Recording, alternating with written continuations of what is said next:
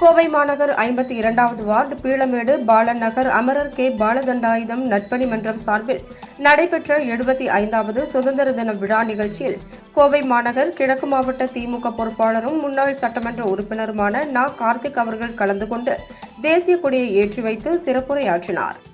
பாலன் நகர் அமரர் கே பாலதண்டாயுதம் நட்பணி மன்ற நிர்வாகிகள் தலைவர் doctor Mayilsamy, G. Narayanasamy, C. Nataraj, Ranganathan, R. Selvaraj, Padmanabhan, Kasthurisamy, Sivakumar, Sadasivam ஆகியோர் முன்னிலையில் நடைபெற்ற இந்நிகழ்வில் மாவட்ட பொறுப்புக்குழு உறுப்பினர் புதூர் மணிகண்டன், பீளமேடு பகுதி கழகம் 1 பொறுப்பாளர் வே. பாலசுப்ரமணியம், 52வது வட்டக்கழக பொறுப்பாளர் மா. ரவி, புதூர் நாராயணன், சுந்தர்ராஜ், செல்வராஜ், ராஜகோபால், பாலச்சந்திரன், மனோகர், கோவிந்தராஜ், குடை ஆறுமுகம், சுந்தர்ராஜ், மாணிக்கம், கங்கை ரவி, முத்து, காந்திமதி, அமுதா, விஜயலட்சுமி, இந்திராணி, நட்பணி மன்ற நிர்வாகிகள், கழக நிர்வாகிகள் மற்றும் பொதுமக்கள் பங்கேற்றனர்.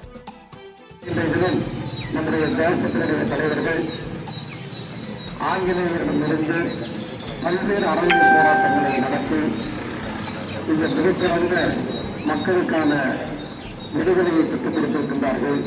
அந்த விடுதலையை பேசுகின்ற வகையில், புகழுகின்ற வகையில் இன்றைக்கு இந்த இனிய விழாவினை இங்கு ஏற்பாடு செய்து அதில் என்னை பங்கேற்க செய்ததற்காக நம்முடைய சங்கத்தினுடைய நிர்வாகிகள் அனைவருக்கும் என்னுடைய நன்றிகளை தெரிவித்துக் கொள்கின்றேன்.